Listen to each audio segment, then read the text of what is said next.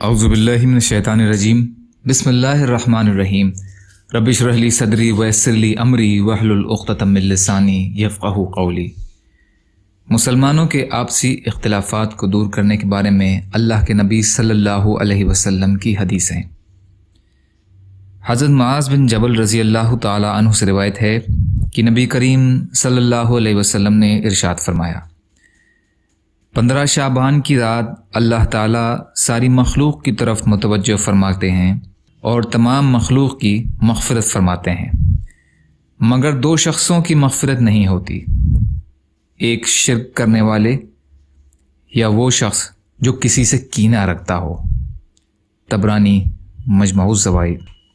حضرت جابر رضی اللہ تعالی عنہ روایت کرتے ہیں کہ رسول اللہ صلی اللہ علیہ وسلم نے ارشاد فرمایا، پیر اور جمعرات کے دن اللہ تعالیٰ کی بارگاہ میں بندوں کے اعمال پیش کیے جاتے ہیں، مغفرت طلب کرنے والوں کی مغفرت کی جاتی ہے، توبہ کرنے والوں کی توبہ قبول کی جاتی ہے، لیکن کینہ رکھنے والوں کو ان کے کینہ کی وجہ سے چھوڑے رکھا جاتا ہے، یعنی ان کا استغفار قبول نہیں ہوتا جب تک کہ وہ اس کینہ سے توبہ نہ کر لیں۔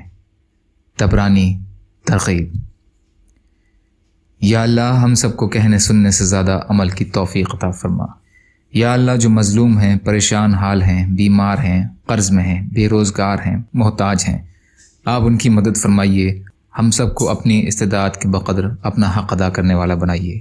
یا اللہ جو دنیا سے چلے گئے ان کی مغفرت فرمائیے برحمتک یا ارحم الراحمین۔ لا الہ الا اللہ محمد رسول اللہ۔ السلام علیکم۔